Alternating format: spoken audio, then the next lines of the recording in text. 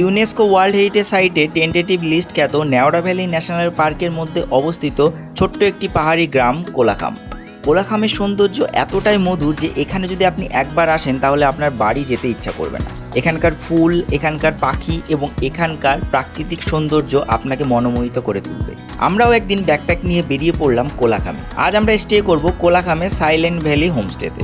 Silent Valley homestay এতটাই silent যে এর আশেপাশে মাত্র 2-3টে হোমস্টে আছে। মানে শহরের কোলাহল থেকে দূরে গিয়ে আর গ্যাঞ্জামের মধ্যে পড়তে হবে না এই হোমস্টেতে থাকলে। সাইলেন্ট ভ্যালি হোমস্টেতে আমরা চেক ইন করে এখান থেকে পায়ে হেঁটে চলে গেলাম ছাঙ্গে ওয়াটারফলস দেখার জন্য।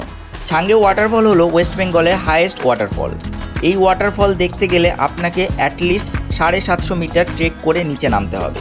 ছাঙ্গে ওয়াটারফল দেখে আপনি হোমস্টেতে চলে আসুন, অবশ্যই কাঞ্চনজঙ্ঘা দেখার মজা নিন। নেক্সট দিন এখান থেকে চলে যান লাভার লোকাল সাইট সিন করার জন্য। Lava monastery, I love lava, lava forest bungalow এবং লাভার বিষ্ণু মন্দির এবং লাভা চার্চ দেখে এখান থেকে বেরিয়ে যান ঋষভের দিকে। লোলেগাঁওয়ের নকদারা ভিউ পয়েন্ট এবং ডুবলিং ভিউ পয়েন্ট দেখে ব্যাক করুন আবার কোলাখামের হোমস্টেতে এবং নেক্সট দিন আবার ব্যাকপ্যাক করে বেরিয়ে যান নিজের বাড়ির উদ্দেশ্যে। 2 নাইট এখানে থাকার জন্য বেস্ট। আর কেউ যদি বার্ডস লাভার হয় তার জন্য 1 সপ্তাহ থেকে 2 সপ্তাহ এখানে অবশ্যই থাকা উচিত, কারণ এই নেওড়া ভ্যালি ন্যাশনাল পার্কে পাওয়া যায় 254 প্রকারের পাখি। তো এরকম ধরনের ভিডিওর জন্য অবশ্যই ফলো করে রাখুন।